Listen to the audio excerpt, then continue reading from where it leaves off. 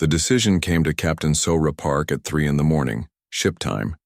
She had been lying awake in her quarters, staring at the ceiling and listening to reports from the planet below. Thousands of Villani were being moved to the first reservation, camp. Families were being separated. Children were crying for parents they might never see again. Her door chimed softly. "Come in," she said. Communications Officer Min Ho Yoon entered, looking pale and shaken. "Captain, you need to hear this." He activated a portable recorder. Elder Thixara's voice filled the room, speaking in the Villani language. Minho's translator provided the words in flat, emotionless text. "My children, our time of testing has come. The beings we thought were our saviors have revealed their true nature. They come not to help but to take. They will scatter us like seeds on barren ground and our culture will die. But we will not hate them. We are Villani. We choose love over hate, even in the face of our destruction. We forgive them, for they know not what they destroy. To those who hear this message in years to come, remember us not as victims but as people who chose to remain true to ourselves even unto death. This is our final gift to the universe, proof that some beings can choose goodness even when evil surrounds them." The message ended. Minho looked at his captain with haunted eyes. "It's being broadcast to every Villani settlement. She's preparing them to die." Sora sat up slowly. Something had crystallized in her mind during those words. She had been a soldier for 15 years. She had followed orders without question, believing that duty was the highest virtue. But duty to what? To Earth command? To human expansion? Or to the deeper values that made humanity worth preserving? Minho gathered Chief Nari, Lieutenant Dong Hyuk, and Dr. Young Mai from medical. "Meet me in conference room 2 in 10 minutes. Tell no one else. Captain, just do it." 20 minutes later, Sora sat across from 4 of her most trusted officers. She had served with them for years. She knew their hearts, their consciences, their limits. "I'm going to ask each of you a question," she began. "And I need complete honesty. Are we the good people in this situation?" The silence stretched for almost a minute. Chief Engineer Nari Choi spoke first. "No, Captain. We're the villains. We," heard a cry for help and answered with conquest. Lieutenant Dong Hyuk Lee, her tactical officer, nodded grimly. "I've been a soldier for 12 years. I fought rebels, pirates, and hostile aliens, but I've never made war on people who welcomed us with flowers." Dr. Youngmi Park from the medical bay had tears in her eyes. "Captain, they brought their sick children to me. They thought I was there to heal them. Instead, I've been cataloging their biology for the occupation forces." Minho was the last to speak. "I've been monitoring their communications. They're not planning violence, Captain. They're planning to preserve their history. They know they're going to die and they just want to be remembered." Sora looked around the table at these people who had followed her across the galaxy. "Then, we have a choice to make. We can continue following orders and help destroy the most peaceful civilization in known space, or we can choose to be the people our families raised us to be." "Captain," Dong Hyuk said slowly, "what you're suggesting is treason. Yes, it is. We'll be court-martialed, probably executed. Yes, we will. And you think that's worth it?" Sora thought about Elder Thixara's broadcast, about Voldun's trusting face, about the children who had danced to welcome their destroyers. "I think some things are more important than our careers, more important than our lives." Nari leaned forward. "What do you have in mind?" For the next hour, they planned treason. The Villani had 3 deep space ships hidden in the outer system. Old vessels, barely functional, but capable of interstellar flight. If they could be warned, if they could be given time to load refugees and escape. "I can sabotage the fleet's tracking systems," Nari said. "Make it look like system failures. Buy us maybe 6 hours before they realize what happened." "I can send coded warnings to Voldun," Minho added. "He's been expecting betrayal. He'll understand quickly." "The escape route?" Sora asked. Dong Hyuk consulted his star charts. "The Kepler 296 system, uninhabited but with 2 planets that could be terraformed. It's far enough from human space that they might be safe. How many people can we save? Maybe 30,000. The ships can't carry more than that. Sora closed her eyes. 30,000 out of 12 million. It was nothing, but it was something. Do it. The plan went into motion at dawn. Nari began her sabotage carefully, introducing cascading failures into the fleet's sensor networks. One by one, human ships lost track of what was happening in the outer system. Minho sent his coded message to Voldun. The storm comes at noon. The wise bird flies before thunder. Voldun understood immediately. Within hours, Volani began moving toward hidden shuttle bays. Not the mass evacuation that would save everyone, but the careful rescue of their most important people. The teachers, the artists, the keepers of their culture. But Admiral Hyunwoo was not a fool. Captain Park, report. To the flagship immediately came the order at 0800 hours. Sora knew her time was up. She stood on the bridge of the Soul's Fury and looked at her crew. These people had followed her into hell. Some of them would die for it. Chief Nari, you have the con. If I don't come back, you know what to do. The shuttle ride to the Inchen's Pride felt like a funeral march. As she walked through the flagship's corridors, Sora wondered if she would ever see her ship again. Admiral Hyunwoo was waiting in his ready room with Intelligence Officer Haewon Shin and 2 Marine guards. Captain Park, we have a problem. Sir? Someone has been sabotaging fleet operations. Someone has been sending coded messages to the aliens. Someone has been committing treason against Earth Command. Sora met his gaze steadily. Yes, sir, I have. Hyunwoo's face went white with rage. Confine her to quarters. Full security detail. Prepare court-martial proceedings. But Sora had one more card to play. Admiral, before you do that, you should know that this conversation is being broadcast to every ship in the fleet. What? Open channel to all vessels. Every human in this system can hear us right now. Hyunwoo lunged for his communications panel, but Sora was already speaking. This is Captain Sora Park of the Soul's Fury. I am speaking to every human being in this fleet. We came here on a mission of mercy. We answered a distress call from a dying civilization, but instead of offering help, we brought conquest. Instead of salvation, we brought slavery. Cut the transmission, Hyunwoo screamed at his communications officer. The channel is locked, sir. She's overridden our systems. Sora continued. I ask each of you to look into your hearts. Are we the heroes of this story, or are we the villains? The Volani never threatened us. They welcomed us with joy. They offered us their greatest treasures freely, and we repaid their trust by stealing their world. Across the fleet, humans stopped what they were doing to listen. In ship corridors, Marines looked at each other with troubled faces. In engineering bays, technicians paused in their work. On transport vessels, civilian administrators began to question their orders. I have made my choice, Sora said. I will not be part of genocide. I will not help destroy the most peaceful people in the galaxy.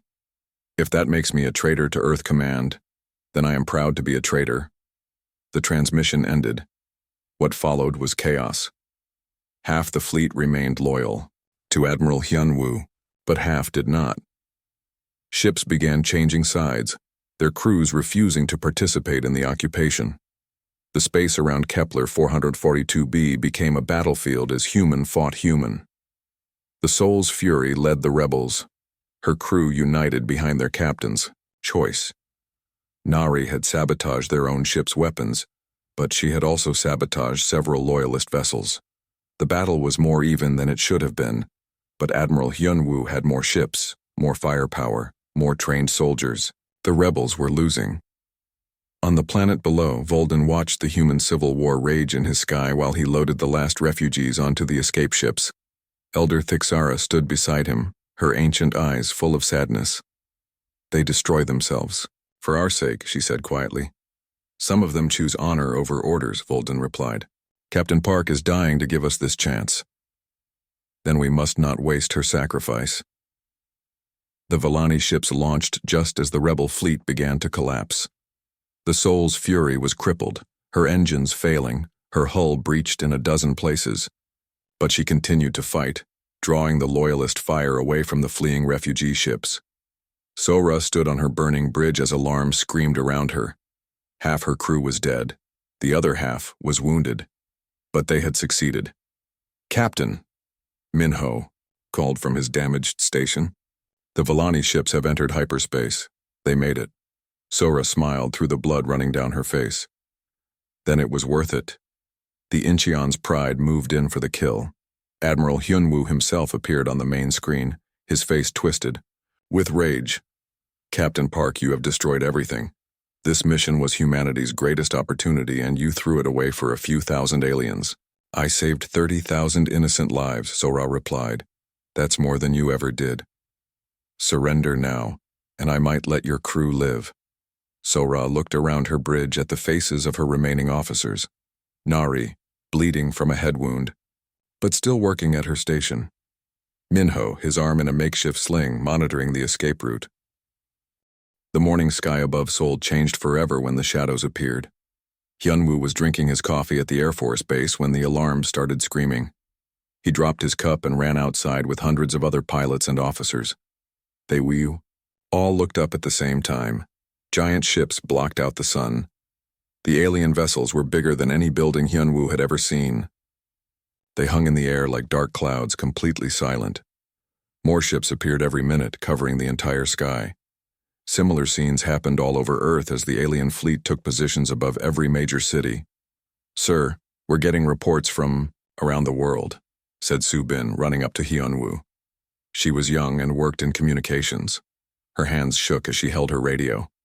"These ships are everywhere. Tokyo, New York, London, Moscow. They're above every important city on Earth." Hyunwoo nodded grimly. He was a colonel in the Korean Air Force and had fought in many battles, but nothing like this.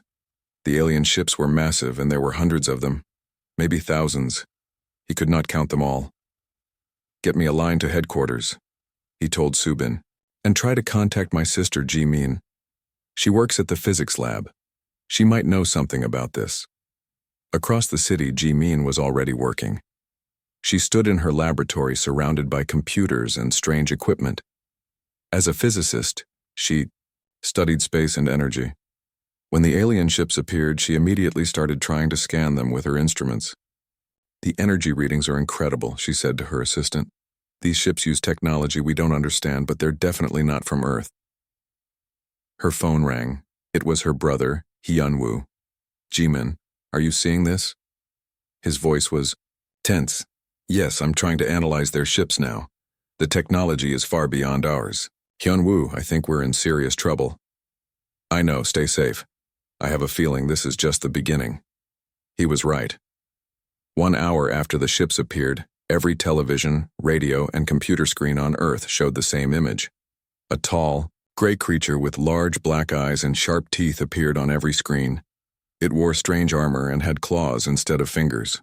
"People of Earth," the creature said in perfect English, though its voice was cold and harsh. "I am Commander Thexval of the Vorthak Empire. We have come to claim your world." The creature's image was broadcast to every corner of the galaxy. Other alien species watched from their own worlds, some in fear, others with curiosity. The Vorthak Empire was known throughout space as conquerors. They had taken over 17 star systems and enslaved billions of beings. "Your species is primitive and weak," Thexval continued. "You fight each other instead of working together. You destroy your own planet. You are not worthy to govern yourselves. The Vorthak Empire will bring order to your chaos." In his command center, Minho watched the broadcast with growing anger. He was the newly appointed Global Defense Coordinator, chosen by world leaders just hours before. His job was to coordinate Earth's response to the invasion. "Sir," said an aide, "the alien commander is still talking." On screen, Thexval raised one clawed hand. "We have conquered many worlds. Some surrendered immediately and were treated well. Others resisted and were destroyed completely. We give you the same choice we gave them." The alien commander paused, letting his words sink in. "You have 72 hours to surrender unconditionally. Remove all weapons. Gather in your major cities. Prepare to be relocated to work camps. If you do this, some of you will be allowed to live as servants of the Empire. Thexval's black eyes seemed to stare directly at every person watching. If you refuse, we will destroy your cities, your armies, and most of your population. The few survivors will still serve us, but as slaves in the mines of distant worlds. Around the world, people watched in horror and disbelief. Some panicked and ran through the streets. Others stood frozen, unable to believe what they were seeing. Many world leaders tried to call emergency meetings, but communication systems were jammed by alien technology. We expect your answer in 72 hours, Thexval said. Choose wisely. The Vorthak Empire has never been defeated.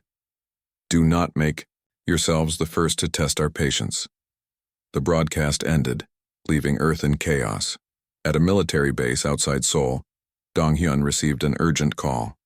He was a former Special Forces soldier who had retired to civilian life, but his old commander needed him back immediately. Dong-hyun, I know you're retired, but we need every experienced soldier we can get, his former commander said on the phone. These aliens think we're going to roll over and surrender. They're about to learn they made a big mistake. I'll be there in an hour, Dong-hyun replied. He had seen the broadcast like everyone else. The aliens sounded confident, but Dong-hyun had fought many enemies who thought they were unbeatable. Most of them were wrong. Meanwhile, Subin worked frantically in her communications center. While the aliens had jammed most signals, she had found a way to listen to their tactical frequencies. What she heard made her blood run cold. The aliens were already planning Earth's destruction. They talked about strip mining the planet and selling humans as slaves to other parts of their empire. They discussed which cities to destroy first as examples to terrify the survivors. But what worried Subin most was how confident they sounded. The alien soldiers talked about the invasion like it was already over. They made bets about how quickly Earth would surrender. Most thought it would take less than a day. They don't think we'll fight back at all, Subin reported to her superiors. They're treating this like a simple cleanup operation. Around the world, governments met in secret. Some wanted to surrender immediately, hoping to save lives. Others insisted on fighting back, even if the odds seemed impossible. In New York, the United Nations held an emergency session. Representatives from every nation argued about what to do. Some pointed out that the aliens had superior technology and overwhelming numbers. Others reminded everyone that surrender meant slavery for the entire human race. We need more time to prepare, said one diplomat. There is no time, replied another. Look at their ships. We have fighter jets and tanks. They have vessels the size of cities. But Minho had already made his decision. As Global Defense Coordinator, he had been given authority to speak for all of Earth.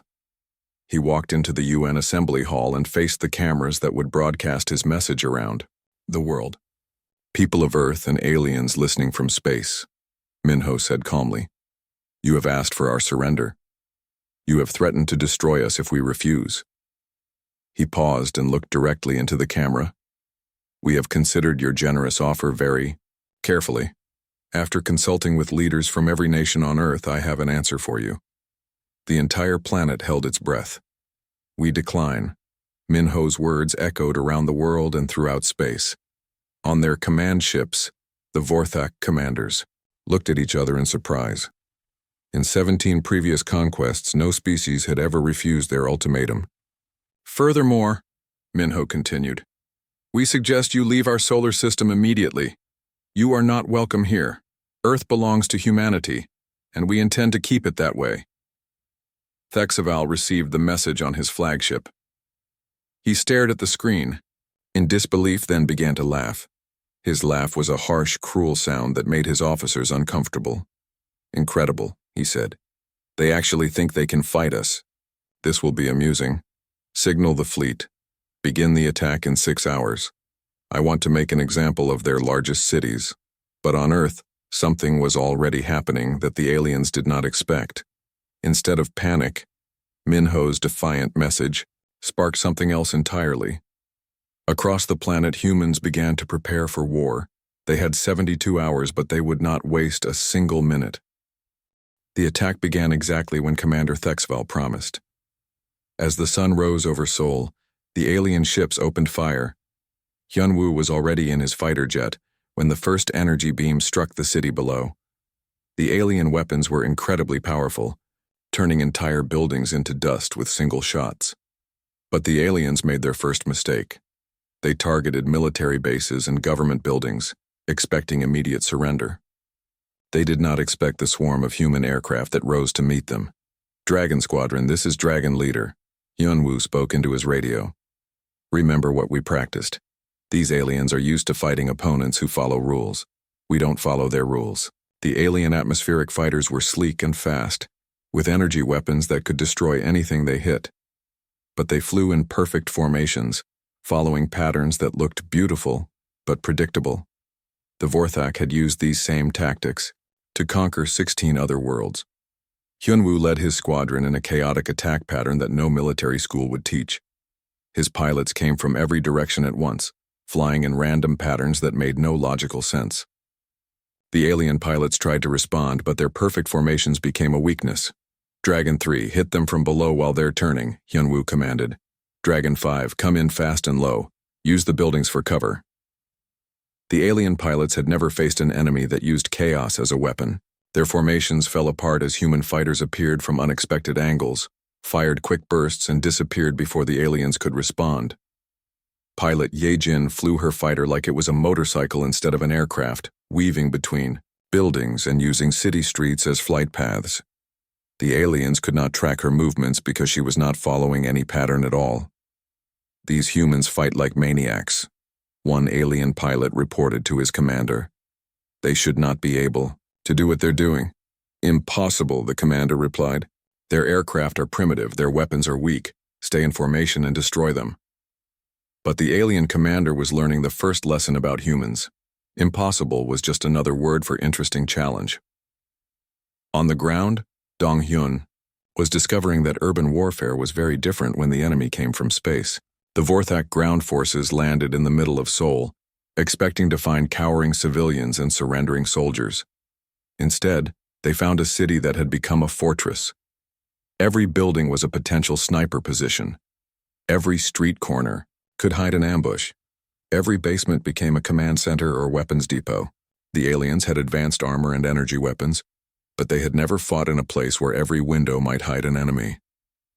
"Remember," Dong-hyun told his urban warfare team, "these aliens conquered other planets by scaring them into surrender. They're not used to actual fighting. Make them work for every block, every building, every room." His team used tactics that the aliens found incomprehensible. They would attack fiercely, then disappear into buildings and sewers. They set traps using construction equipment and civilian vehicles. They turned shopping malls into mazes where alien soldiers got lost and separated from their units. Ye-jin worked as a combat medic, but she was also an engineer. While treating wounded soldiers, she studied alien equipment that had been damaged in battle. She made an important discovery. The alien armor was designed to stop energy weapons, but it was weak against old-fashioned bullets and explosives. "Their technology is too advanced," she reported to Dong-hyun. "They designed everything to fight enemies with energy weapons. Our ballistic weapons cut right through their defenses." This news spread quickly through the human forces. Soldiers who had been afraid of alien technology realized that their primitive weapons were actually more effective than the aliens expected. Meanwhile, Jimin worked around the clock in her laboratory, studying wreckage from crashed alien ships. What she found changed everything. "Their shields are incredible," she told her team. "They can stop any energy weapon we have. But look at this." She threw a simple steel ball at a piece of alien armor. The ball punched right through it. "Their shields are calibrated for energy attacks. They never expected kinetic weapons. Bullets, rockets, even arrows can penetrate their defenses." Jimin immediately contacted military commanders around the world. "Stop trying to build energy weapons to fight them. Use bullets, artillery shells, anything that physically hits the target. Their technology is their weakness." The news reached Hyunwoo during an aerial battle over Seoul. His fighter was armed with old-fashioned machine guns instead of modern missiles. He had thought this put him at a disadvantage, but Jimin's discovery changed everything. "All Dragon Squadron pilots," he announced over the radio, "switch to kinetic weapons. Use machine guns, not missiles. Repeat, use bullets, not energy weapons. The next alien fighter that attacked Hyunwoo learned this lesson the hard way. Its shields easily stopped his missiles, but when he opened fire with his machine guns, the bullets tore through the alien craft like paper through tissue. Around the world, similar scenes played out as human forces adapted their tactics. The aliens had expected to face an enemy that would try to match their technology. Instead, they faced enemies who used whatever worked. In the Australian outback, Aboriginal hunters used traditional spears to bring down alien scout vehicles. The alien sensors could detect advanced weapons but ignored primitive tools. In the Amazon rainforest, local tribes used blowguns with poison darts to kill alien soldiers whose armor protected them from bullets, but not from toxins. In the mountains of Switzerland, ski patrol units caused avalanches that buried entire alien companies. The aliens had weapons that could level cities, but they could not fight the mountains themselves. The pattern was the same everywhere.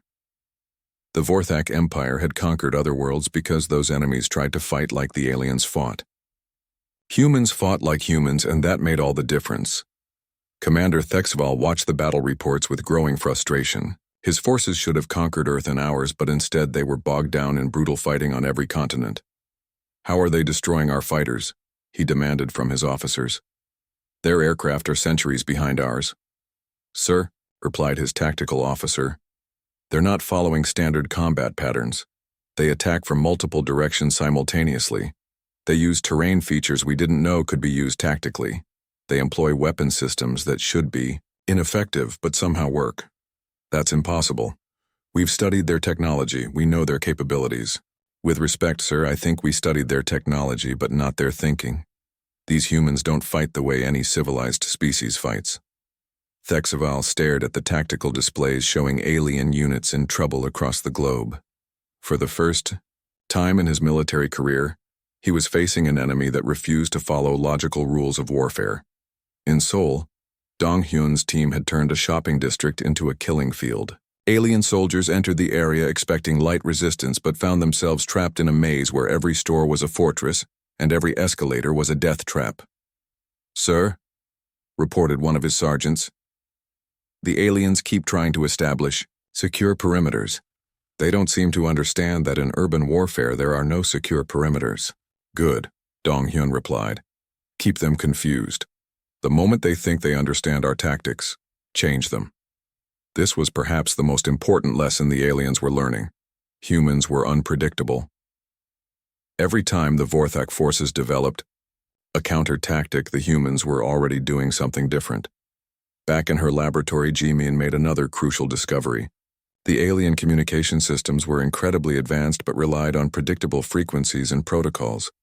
They were designed for efficiency, not security. I can hear everything they're saying, she told Hyunwoo during a brief break in the fighting. Their communications are unencrypted because they never expected primitive enemies to be able to intercept them. What are they saying? They're confused and angry. They keep asking their commanders why humans don't surrender when they're clearly outmatched. They don't understand why we keep fighting. Hyunwoo smiled grimly. Then they don't understand humans at all. As the first day of fighting ended, both sides took stock of the situation. The aliens had expected complete victory, but instead controlled only small areas around their landing zones. Worse, they were losing equipment and soldiers at rates they had never experienced before. The humans had suffered heavy casualties and lost many cities, but they were still fighting. More importantly, they were learning. Every battle taught them new ways to exploit alien weaknesses. In his command bunker, Minho received reports from around the world. The news was mixed, but one thing was clear. Humanity was not going to surrender quietly. Sir, reported Subin, we're intercepting alien communications. They're requesting reinforcements. Already? The battle just started? Yes, sir. It seems they weren't prepared for this level of resistance. Minho nodded. The aliens had made the same mistake that many of Earth's historical invaders had made. They had assumed that superior technology guaranteed victory. They were about to learn that wars were won by soldiers, not just weapons.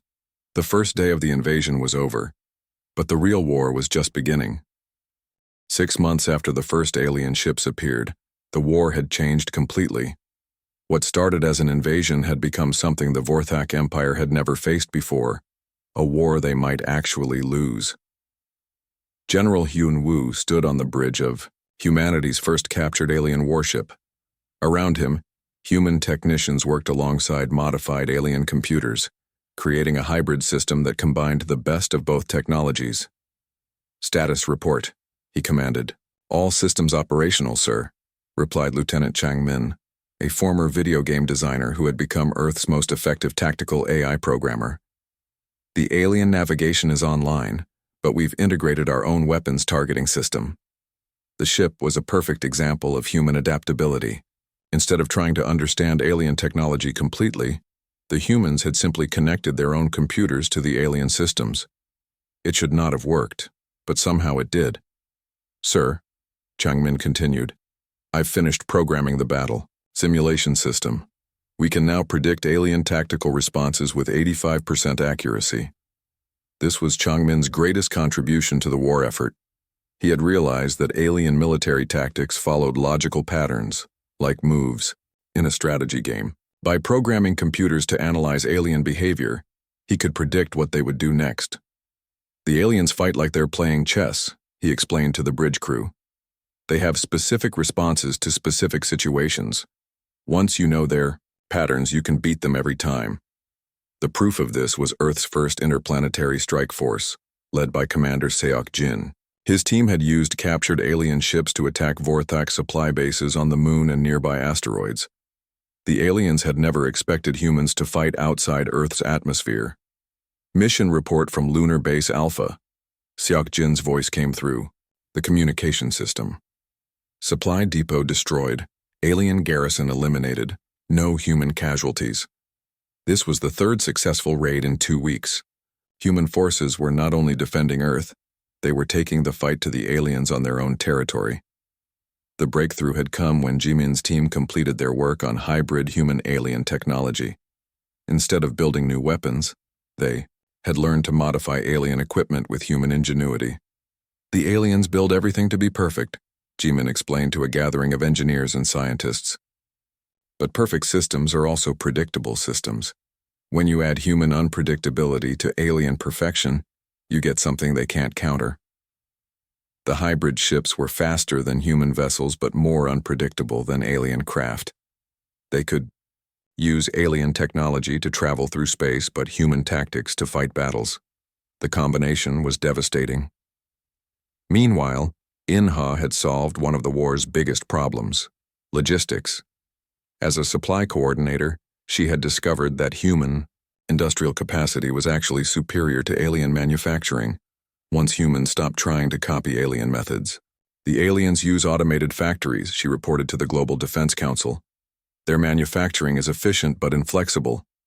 They can only build what they're programmed to build. Humans use manual labor and creativity. We can modify anything, repair anything, and build weapons from scrap materials. We've been out producing them for months without realizing it." The proof was everywhere. Human factories, workshops, and even home garages were producing weapons, ammunition, and equipment faster than alien automated systems could replace their losses. In a converted car factory in Detroit, workers built hybrid human-alien fighter jets on an assembly line.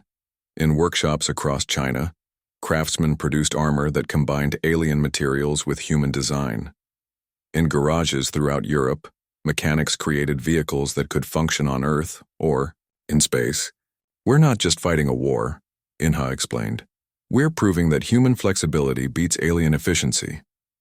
The psychological impact was just as important as the military victory. Kyung-soo worked in intelligence and propaganda, spreading the message of human success throughout the galaxy. "Every alien species under Vorthak control needs to see this," he said, reviewing videos of human victories. "They need to know that the invincible empire can be defeated." His team had hacked into galactic communication networks, broadcasting images of destroyed alien ships and fleeing Vorthak forces. The message was simple but powerful. Resistance was possible. The response was immediate. On worlds across the Vorthak Empire, slave populations began to rebel. Species that had surrendered without fighting started attacking their alien overlords. The empire that had expanded through intimidation was collapsing as fear turned to hope. "Sir," reported an intelligence officer to Kyung-soo, "we're receiving messages from 17 different star systems. Local populations are requesting human assistance in their own rebellions. Can we help them?" "Not directly, but we can share our tactical manuals and resistance strategies. Several worlds are already using human guerrilla warfare techniques against their Vorthak occupiers." The war had spread far beyond Earth. The human example was inspiring revolutions throughout the galaxy. Commander Thexaval paced on the bridge of his flagship, reviewing reports that grew worse each day. Half of his fleet had been destroyed or captured. His ground forces controlled less territory than when the invasion began. Worst of all, other sectors of the Empire were demanding reinforcements to deal with their own rebellions. "How many ships do we have left?" he asked his tactical officer. 43 combat vessels, sir, down from 200 at the start of the invasion." "And human vessels?" "Intelligence estimates they have over 60 ships now, sir. Most are our own captured vessels, but they've modified them in ways we don't understand." Thexval stared at the tactical display. For the first time in Vorthak history, an enemy had achieved space superiority over their forces. Human ships controlled the space around Earth, trapping what remained of the alien fleet. "Options? We could attempt a breakout, sir. Try to escape to friendly space." "And abandon the invasion?" "Sir, the invasion failed months ago. We're not conquering Earth, we're barely surviving on Earth." The admission was painful but true. The Vorthak Empire had suffered its first military defeat, and the consequences were spreading throughout the galaxy. Back on Earth, human forces, prepared for what intelligence suggested would be the final phase of the war. In his command center, Minho reviewed reports from around the world. "Alien forces are withdrawing to their primary landing sites," reported Subin. "They appear to be consolidating for either a final assault or a retreat. What's our assessment?" "Intelligence believes they're preparing to evacuate, sir, but they might try one last attack to inflict maximum damage before they leave." Minho nodded. The aliens had proven they were capable of incredible destruction when desperate. Even in defeat, they could still devastate Earth's cities. "Prepare all forces for Operation Liberation," he commanded. "If the aliens want to leave, we'll help them. But they're not taking any human prisoners with them, and they're not coming back." Around the world, human forces moved into position for what would be the largest coordinated attack in Earth's history. Every available ship, plane, tank, and soldier was being prepared for the final battle. In Seoul, Hyun-woo's fighter squadron prepared for their last mission. His pilots were no longer the desperate defenders who had faced impossible odds 6 months earlier. They were experienced warriors flying captured alien ships with hybrid technology. "Remember," he told his pilots, "we're not just fighting for Earth anymore. We're fighting for every world in the galaxy that dreams of freedom." Meanwhile, Dong-hyun's ground forces surrounded the alien strongholds in major cities. His urban warfare specialists had learned to use human cities as weapons, turning every building into a fortress and every street into a trap. 6 months ago, they thought they were conquering primitives, he told his soldiers.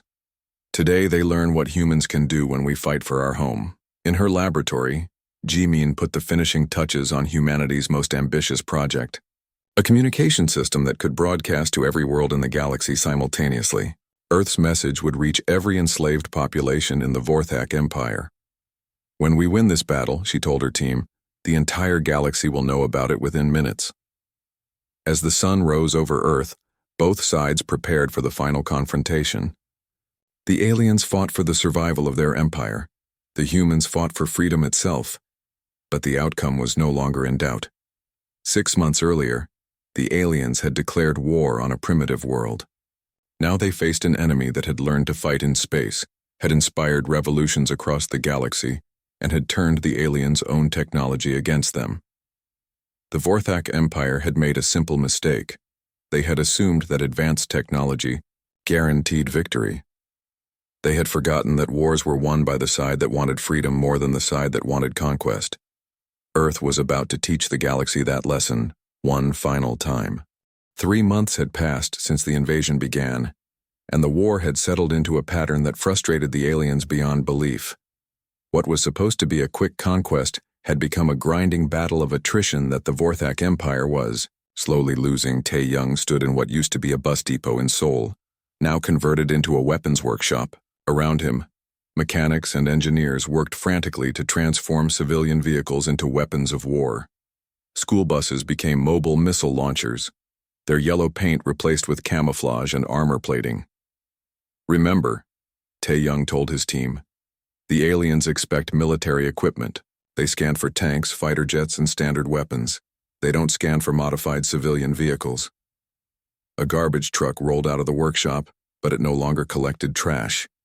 Hidden inside were rocket launchers that could destroy alien patrol vehicles. The truck looked harmless, just another piece of city equipment until it opened fire. Nearby, a team was working on construction equipment. Bulldozers became assault vehicles with added armor and weapons. Crane trucks turned into mobile artillery platforms that could fire from behind buildings and then move quickly to new positions. "The beauty of this," Tae-young explained to a visiting general, "is that the aliens keep destroying our military equipment, but they can't destroy every civilian vehicle on the planet. We have millions of cars, trucks, and buses to convert." In another part of the city, Yoon-hee worked in a basement that had become Earth's most important cyber warfare center. She was a computer expert who had discovered something remarkable. The aliens' advanced technology was also their weakness. "Their entire military system is networked," she explained to her team. "Everything connects to everything else. Their ships, their weapons, their communications, even their armor. It makes them incredibly efficient." "So how is that a weakness?" asked her assistant. "Because if you can hack into one part of the network, you can access everything else." Yoon-hee's fingers flew across her keyboard. "Watch this." On her screen, she showed alien troop movements in real time. She could see their patrol routes, their supply schedules, and even their battle plans. "Better yet," she said with a grin, "I can change their information. Watch what happens when I tell their navigation systems that north is actually south." Across the city, an alien patrol became completely lost as their instruments gave them wrong directions. They drove in circles for hours, becoming easy targets for human ambush teams. But Yoon-hee's greatest success came when she hacked into the alien communication system during a major battle. She fed false information to alien commanders, telling them that human reinforcements were attacking from directions where no humans existed. "Enemy forces approaching from Sector 7, she typed into the alien communication network, using their own codes. "Massive human tank division moving through Sector 12. Request immediate air support in Sector 15. The alien commanders, believing their own intelligence reports, sent their forces running in every direction to fight enemies that did not exist. Meanwhile, the real human forces attacked the areas the aliens had abandoned. "It's like playing a video game," Yoon-hee told her team. "Except the characters are real alien soldiers and the consequences are real too." In the mountains outside Seoul, Jae-ho had turned the wilderness into a death trap for alien forces. He was a mountain rescue expert who knew every trail, cave, and cliff in the region. Now he used that knowledge to hunt aliens. "The aliens rely completely on their scanners and satellites," he explained to his guerrilla team. "They can see everything from space, but they can't see inside caves or under heavy forest cover." His teams had created an underground network of tunnels and hidden camps. They could move through the mountains without ever being seen from above. When alien patrols entered the wilderness, they disappeared without a trace. Jae-ho's favorite tactic was the avalanche trap. His team would wait until alien vehicles were moving through narrow mountain passes, then trigger carefully placed explosives that brought down entire mountainsides. "The aliens have weapons that can destroy buildings," he told new recruits. "But they can't fight the mountains themselves. Nature is on our side." One of his most successful operations happened when an alien supply convoy tried to cross the mountains at night.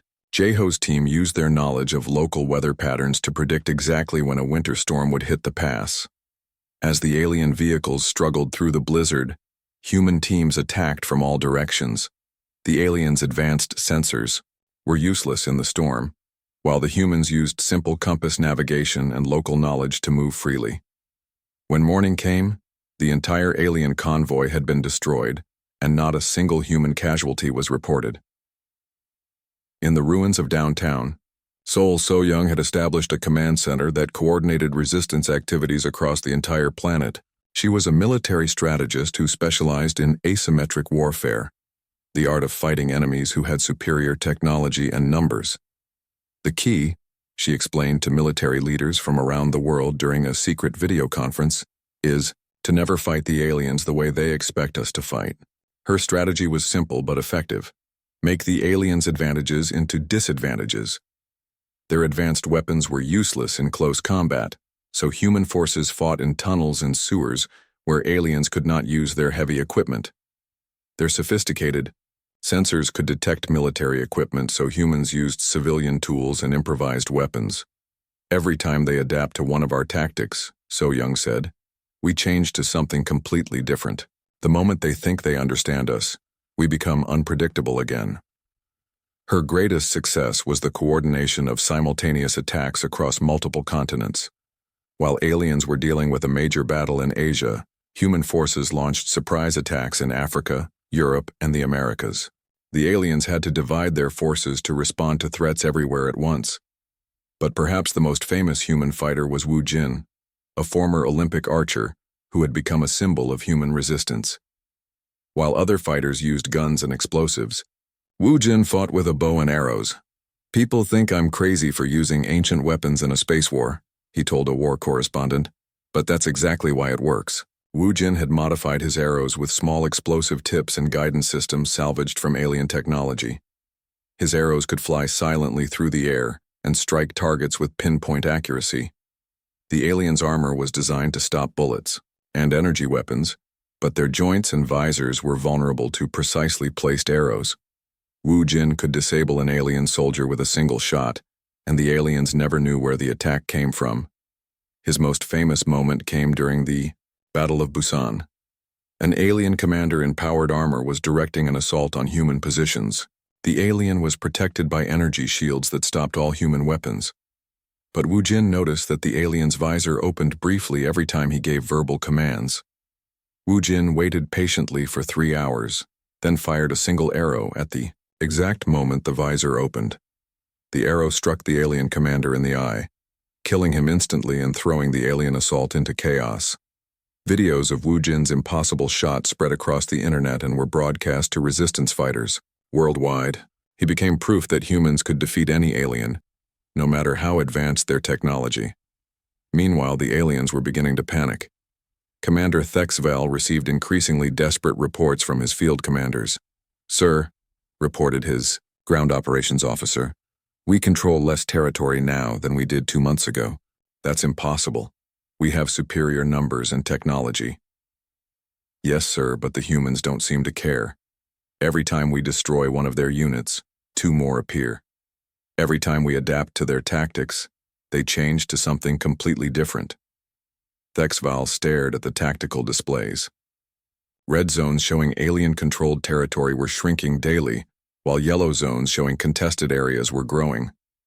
What about their industrial capacity? Surely we've destroyed their ability to produce weapons. No, sir, they're not using traditional factories. They're converting civilian facilities, garages, even school workshops into weapons production. We can't target their military industry because it's scattered everywhere. The officer hesitated before delivering the worst news. Sir, we're also receiving reports from other sectors of the Empire. Some of our subject worlds are beginning to rebel. They've heard that humans are successfully fighting us, and they're starting to think resistance is possible. For the first time since the invasion began, Thexval felt something he had never experienced before: doubt. The Vorthak Empire had conquered 17 star systems by convincing their enemies that resistance was futile. But humans had proven that the Empire was not invincible. How many reinforcements can we bring from other sectors? He asked. Very few, sir. We're having to send troops to put down rebellions on worlds we thought were completely pacified. The humans are not just fighting us here on Earth. They're inspiring resistance throughout the Empire. Thexval realized that the invasion of Earth had become something much more dangerous than a simple conquest. It had become a war for the survival of the Vorthak Empire itself. Back on Earth, Minho received the daily status reports with grim satisfaction.